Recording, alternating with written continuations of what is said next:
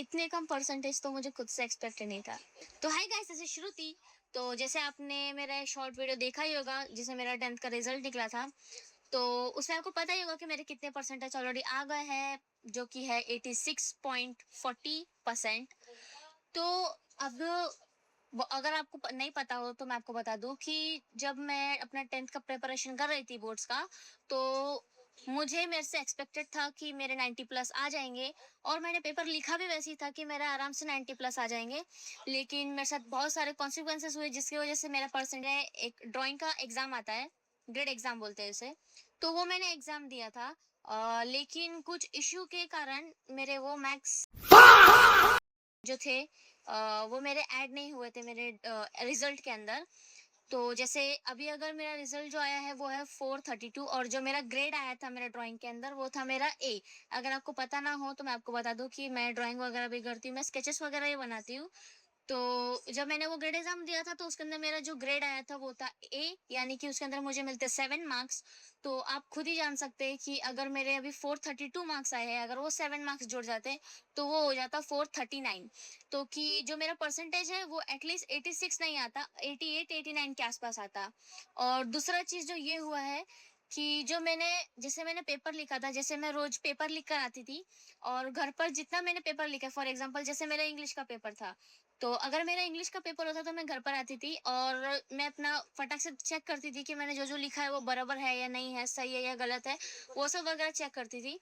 और फिर मैं एक एवरेज मार्क्स लिखती थी। जैसे मैंने इंग्लिश के लिए, हिंदी के लिए, ये दोनों सब्जेक्ट के लिए बस मैंने 70 प्लस लिख दिया था।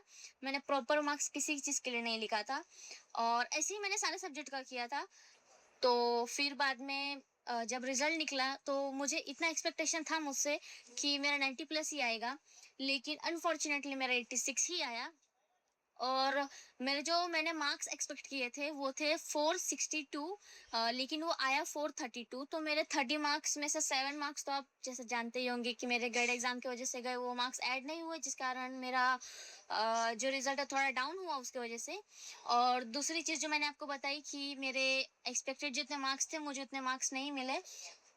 लेकिन अब हम पास हो चुके हैं गाइस, हमने 10th क्लियर कर लिया है। तो अभी हमारा मेन गोल जो है वो है कि हम अपने नीट के प्रिपरेशन पर ध्यान रखें और अपने 11th और 12th को और बेटर करें, क्योंकि जो हो गया है उसके पीछे हम अपना टाइम नहीं वेस्ट कर सकते हैं। पास्ट था वो हो गया। अब जो है प्रेजेंट और फ्यूचर को हमें बेटर बना। तो गाइस, हम लोग बस अभी अपने 11th और 12th को बेटर करने के इसके ऊपर ध्यान देते हैं। और 10th में 86 आया तो मैं तो सेटिस्फाई नहीं हूँ, ऑब्वियसली आपको पता ही होगा, जैसे आपने मेरे शॉर्ट देखे होंगे उस टाइम पर। लेकिन मेरे पेरेंट्स और मेरे परिवार वाले वो बहुत ज़्यादा सेटिस्फाइड है, उनके हिसाब से मेरे मार्क्स बहुत अच्छे आए हैं। मेरे हिसाब से अच्छे ही आए हैं, मैंने इम्प्रूवमेंट की है। क्योंकि मेरा अगर 8th और 9th का अगर मैं आपको रिजल्ट बताऊँ तो 8th में मेरे 69 थे, और 9th में मेरे 72 ऐसे कुछ परसेंटेज आए थे। और अभी जो 10th का जो स्कूल से रिजल्ट मिलता है ना, बोर्ड का रिजल्ट नहीं, जो स्कूल का रिजल्ट रहता है ना, उसके अंदर भी मेरे सिर्फ 69 ही आए थे गाइस। मेरे कोई ज़्यादा मार्क्स नहीं आए थे, स्कूल में भी परसेंटेज मेरा ज़्यादा नहीं आया था। उसमें भी मेरे सिर्फ 69 ही आए थे। लेकिन मैं बहुत ज़्यादा खुश भी नहीं हूँ, बहुत ज़्यादा सैड भी नहीं हूँ, क्योंकि मेरे ऑलरेडी बहुत ज़्यादा इंप्रूवमेंट किया है। 69 से 86 इज़ अ बिग डिफरेंस। तो I am not that sad about my percentage, but मैं इतना बोल सकती हूँ कि वो और बेटर हो सकते थे। अब हम सिचुएशन के ऊपर तो ब्लेम नहीं कर सकते हैं ना कि इस सिचुएशन की वजह से मेरे इतने मार्क्स कम हुए, इतने मार्क्स कम हुए। लेकिन लेट्स सी, अभी जो परसेंटेज आया है हम उसी को लेकर अभी अपना 11th और 12th करते हैं। और मेहनत तो करते रहेंगे, रिजल्ट तो अच्छा मिल ही आएगा। और नेट की प्रिपरेशन को भी अच्छे से करते हैं। तो गाइज इतना ही। और अगर मैं ये भी कहना चाहती हूँ अगर गाइज अगर आपके थोड़े कम परसेंटेज आए हैं तो प्लीज उसके ऊपर ध्यान मत दीजिए।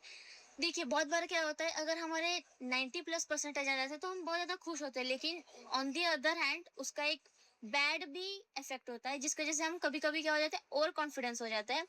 और मैंने बहुत लोगों को ऐसे देखा है कि जिनको 10th में 90 प्लस आया है और 11th और 12th में उनको वो 60 या 70 भी क्रॉस नहीं कर पाते हैं। तो मैं बस इतना ही बोलूंगी गाइज, अगर आपको कम मार्क्स आए हैं जैसे मुझे आए हैं तो डोंट वरी, जितने आए हैं उतने इनफ है। अभी उसको लेकर हम नहीं बैठेंगे, अभी हम जो है अपने फ्यूचर के ऊपर और अपने प्रेजेंट के ऊपर काम करेंगे। तो बस इतना ही कहूंगी। तो अब हम मिलते हैं नेक्स्ट वीडियो में। अगर आपको कुछ भी डाउट होगा तो कमेंट सेक्शन में बता देना।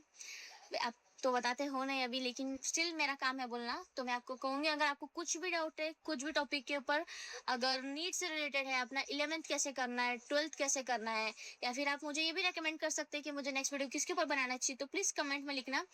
तो हम मिलते हैं नेक्स्ट वीडियो में, तब तक के लिए बाय। कम परसेंटेज आए, डोंट वरी।